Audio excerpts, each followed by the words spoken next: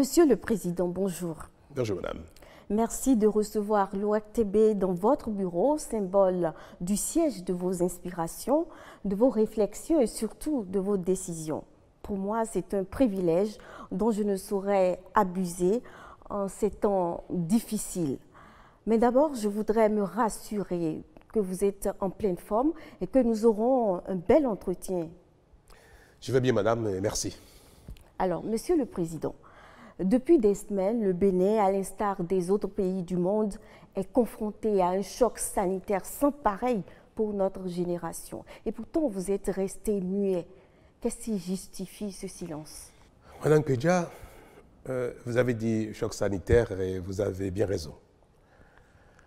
La situation sanitaire et le risque sanitaire auquel nous soumet le coronavirus sont préoccupants, sinon très graves. Mon gouvernement et moi-même avons pris la mesure de l'enjeu.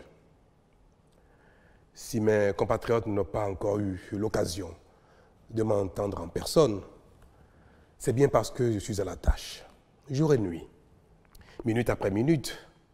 Je m'implique personnellement dans tous les segments de la riposte. La collecte des données au plan national et international, leur analyse, l'appréciation des impacts sanitaires, médicaux, financiers, économiques et sociaux, les projections à court et moyen terme, la stratégie et la mise en œuvre d'actions, le suivi et l'évaluation des recommandations et des opérations. Je sais combien il est indispensable, utile de parler pour expliquer, pour rassurer et obtenir l'adhésion de tous à la stratégie et aux décisions. Mais, madame, sachant que la plupart des Béninois, de mes concitoyens, nous font confiance, j'ai consacré mon esprit à l'analyse sereine de la situation et de toutes ses implications. C'est pour moi l'occasion de remercier l'ORTB de me donner l'occasion de vous dire, madame, à vous et à mes compatriotes, que la situation est vraiment grave et que le risque est grand. Mais rassurez-vous, madame, je voudrais pouvoir rassurer mes compatriotes que empêcher le coronavirus de se propager au Bénin et d'y faire beaucoup de victimes est à notre portée. Les actions engagées par le gouvernement et les mesures prescrites sont susceptibles de nous faire gagner si chacun de nous joue bien sa partition. Mais, Monsieur le Président, ne trouvez-vous pas que votre gouvernement et vous-même avez manqué de promptitude dans la prise de décision et surtout que celles-ci ne sont pas aussi radicales qu'elles auraient dû être?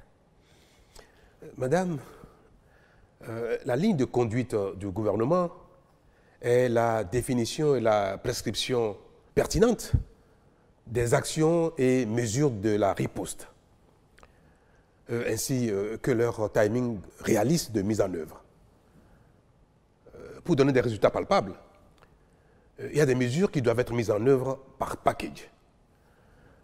Certaines mesures n'ont pas le même degré de pertinence partout et d'autres nécessitent même que les acteurs concernés disposent d'un minimum de temps pour s'apprêter.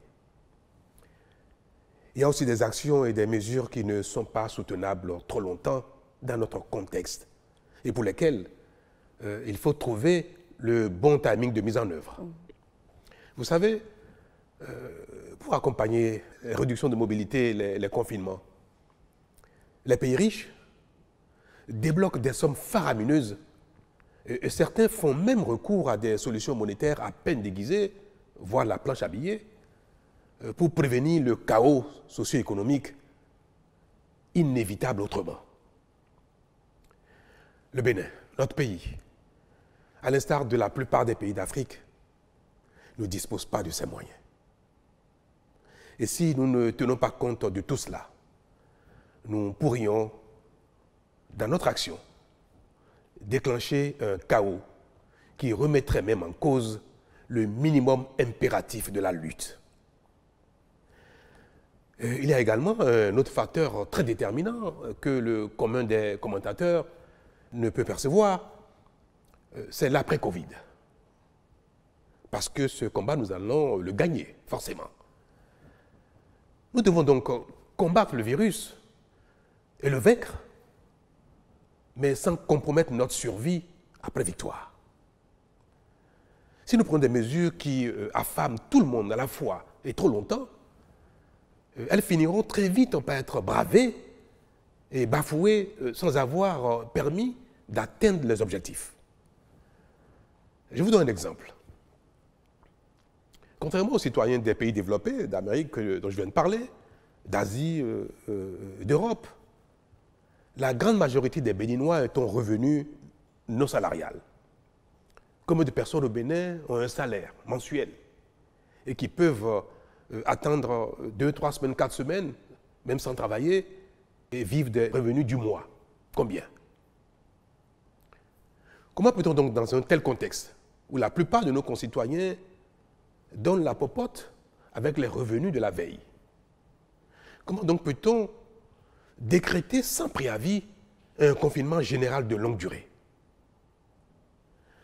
Les mesures que nous venons de prescrire, madame, et qui vont entrer en vigueur dès demain, lundi, nous permettront d'empêcher la propagation du virus à l'intérieur du pays, tout en préservant l'activité économique dans une partie du territoire et en réduisant seulement la mobilité de certains acteurs dans la zone critique. C'est un exercice très difficile qui requiert sérénité, sang-froid et perspicacité. Nous avons pris des mesures, les mesures qui s'imposent, avec un sens de responsabilité et discernement. Nous veillerons donc, sans complaisance, à leur respect par tous. Alors finalement, Monsieur le Président, quelle est votre intime et profonde conviction par rapport à ce qui nous attend à court et à moyen terme?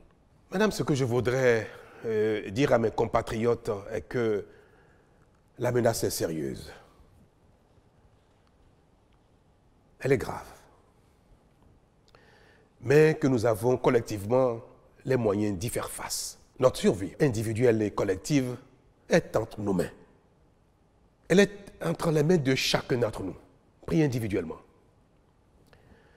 Chacun de mes compatriotes, vous et moi, pris individuellement, est responsable désormais de notre survie.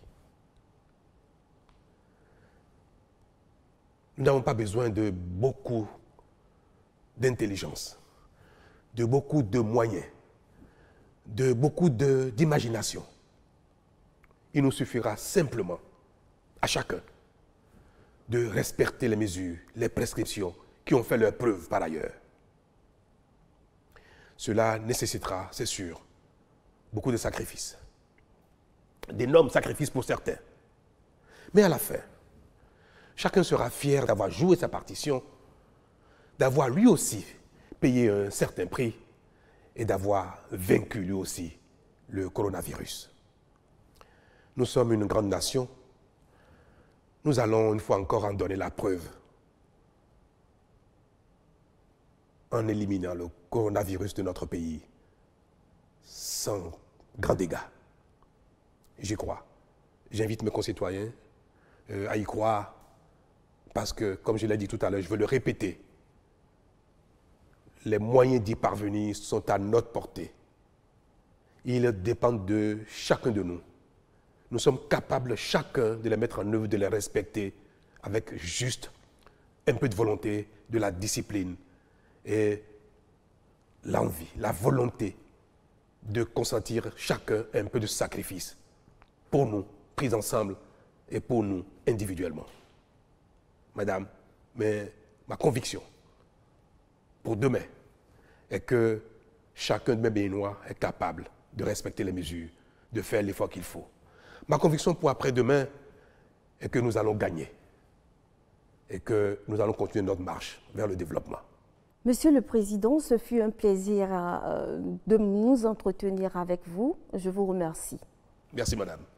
Et je vous invite à donner l'exemple autour de vous Et si chacun de nous peut faire pareil, faire ce qu'il faut, ce qui est prescrit, et en donner l'exemple, nous allons collectivement y arriver. Merci, madame. Monsieur le Président. Oui.